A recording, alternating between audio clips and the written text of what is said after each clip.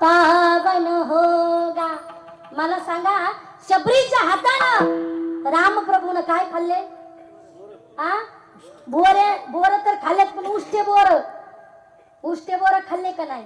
बघा, शबरीकडे पात्र नव्हतं, पण काय होतं? पात्रता होती. आपल्या घरी सोन्याचे पात्र आहे, ताट आहे, पण पात्रता नाही देव जेवणे इतकी. मला सांगायचंय, खरंच डॉक्टर साहेबांचे आभार आपण कितीही वर्णन केलं तरी कमीच आहे. मला हे सांगायचंय की आपल्याकडे पात्रता पाहिजे.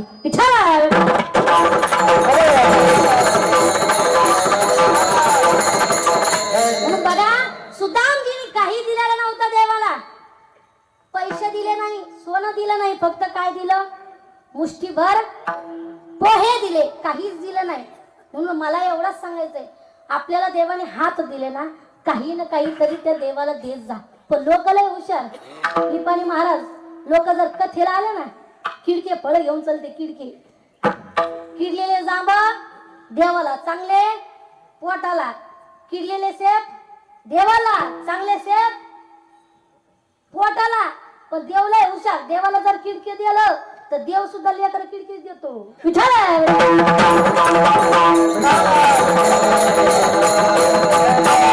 लोक लय हुशार, चांगलं दान नाही करत.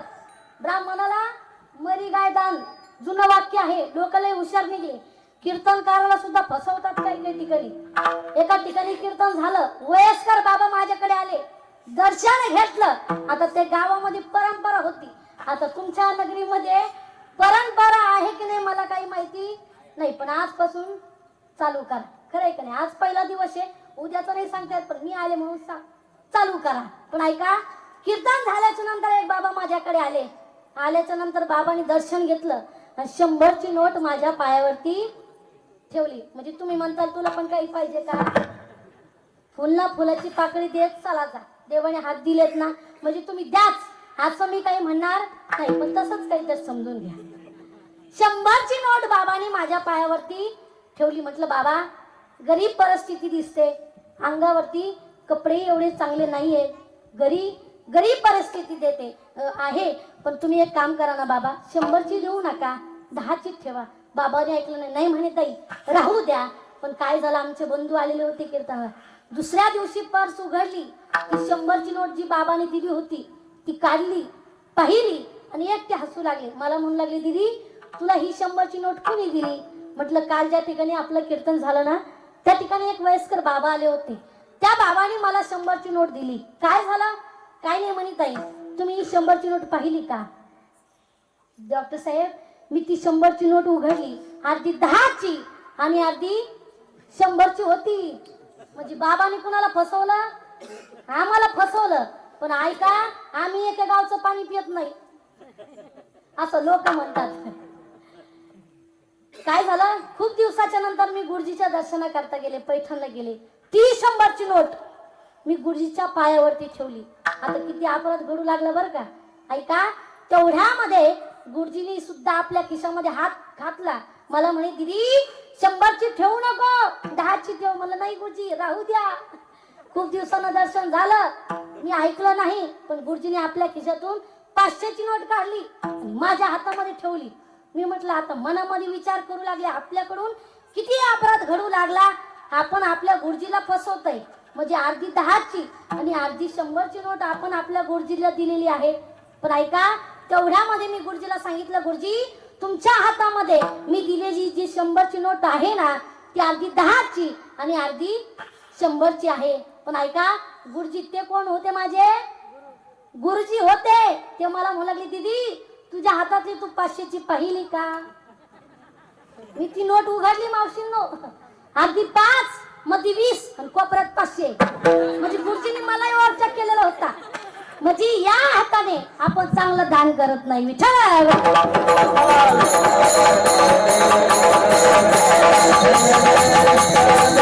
देवाने एवढे सुंदर हात दिले ना, टाळी वाजून भजन करण्याकरता.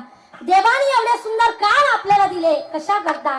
कथा श्रवण करण्याकरता, कीर्तन श्रवण करण्याकरता एवढे सुंदर कान दिले. पण माणसाला त्या कानाची किंमत कळलेली नाही. बघा, करोनाच्या काळामध्ये देवाने जर आपल्याला कान दिले नसते दादा, तर तर आपण मास्क कुठं लटकेला असतं बरं? विचार करा जरा. हा, जर आपल्याला कान दिले नसते बाबा देवाने, जे मास्क होत ते कुठं लटकेलं असतं आपण? हा, खिळे ठोकावं लागले असतील तर. देवाने एवढे सुंदर डोळे आपल्याला दिले, कशा करता? डोळे तुम्ही घ्या रे तुका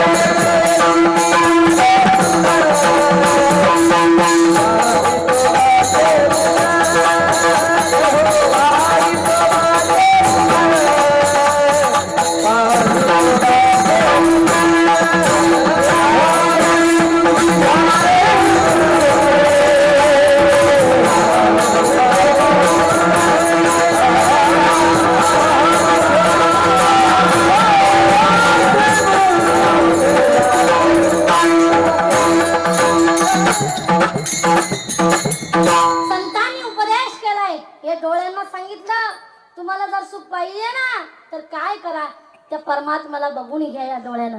बघा, जे अयोध्येमध्ये जे राम मंदिर आता झालेलं आहे ते आपल्या डोळ्याचं भाग्य आहे बरं का, आपलं खरं भाग्य आहे. बघा, जी मागची पिढी झाली त्यांना सुद्धा ते लाभलं नाही बघण्याकरता, जी आपल्या पुढची होणार त्यांना तर योग्य नस. पण खरंच आपलं भाग्य आहे की ते आपल्याला आता या डोळ्याने बघायला भेटते. हर घर में अब एक ही नारा गूंजेगा, मेरे भारत का बच्चा बच्चा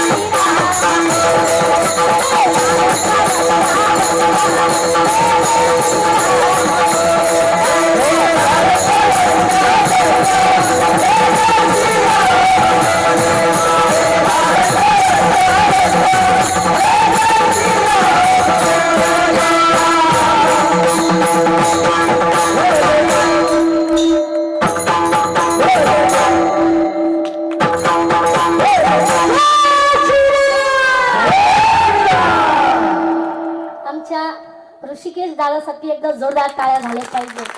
बघा डॉक्टर साहेब, खरंच आपलं भाग्य आहे की एवढे कलाकार लोक, गुणवान मंडळी आपल्या घरी आहे, आपल्या धर्म मंडपामध्ये आहे. असे लोक 20-20 हजार देऊन सुद्धा भेटत नाही.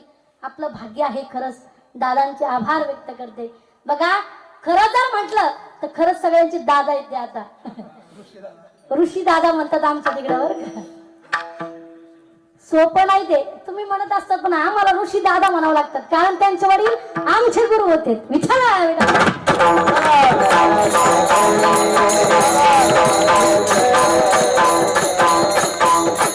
खरंच आपल्या डोळ्याचं भाग्य आहे की ते अयोध्येतील आपलं मंदिर आपल्या या डोळ्याला बघायला भेटतं. एवढा सुंदर तोंड आपल्याला दिलं महिला मंडळ. कशाला?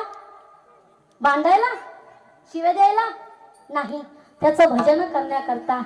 ज्या गवळणी होत्या ना, त्यांच्या श्वासावरती देखील कृष्णाचं नाव होतं.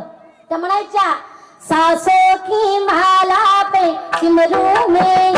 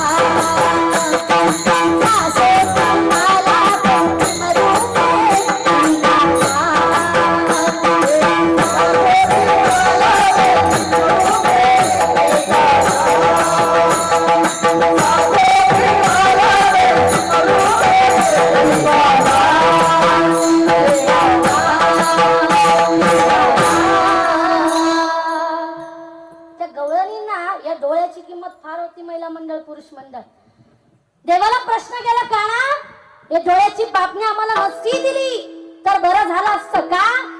जेव्हा जेव्हा ही डोळ्याची पापणी झाकते ना रे देवा, तेवढा वेळ तुला न पाहता जातो. किती डोळ्याची किंमत होती त्या गवळणींना. तर गवळणी म्हणायच्या, काली काली अलगोगे फंदे क्यों डाले, हमें जिंदा रहने दे मुरली वाले.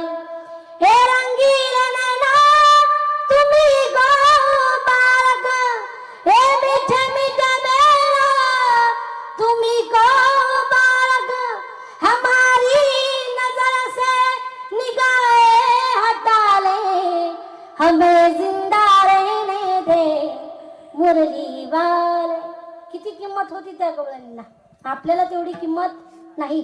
शरीर दिलंय, भजन करून घ्या. संतांनी सांगितलंय की सदा नाम घोष करू हरी कथा, तेने सदा चित्ता समाधान. त्या परमात्म्याचे अलंकार आम्ही आमच्या देहावरती धारण केले. अभंगाच्या दुसऱ्या Oh,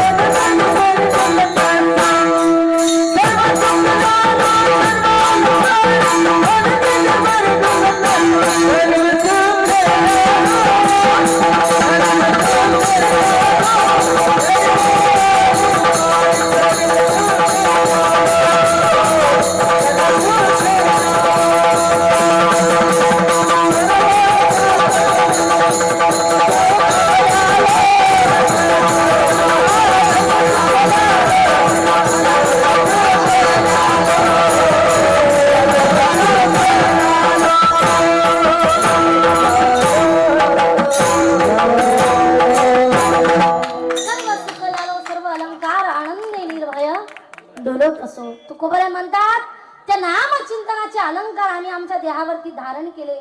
तुम्हाला सुद्धा देवाने शरीर दिले. भजन करा, नाम चिंतन करा, भजन करा, नाम चिंतन करा. पण लोकांना या शरीराची किंमत कळली नाही. बघा, या जगामध्ये तुम्हाला सगळ्या गोष्टी मिळतील, पण शरीर मिळणार नाही. पुनर्वित्तम, पुनर्मित्रम, पुनर्भार्या, पुनर्मही, हे तर सर्व पुनर्लभ्यम न शरीरम पुनः पुनः. ऐका पुरुष मंडळ, एखादा आपला जवळचा मित्र आहे आपला आणि त्याचं जर भांडण झालं, तो सोडून गेला, तो आपल्याला बोलत नाहीये, जाऊ द्या, नका का बोला ना. पण मला सांगा, दुसरा मित्र आपल्याला बोला भेटणार, मिळणार, बरोबर का नाही? धन गेलं तर पुन्हा कमवता येईल, बरोबर का नाही? एक पत्नी सोडून गेली तर भेटते का आता?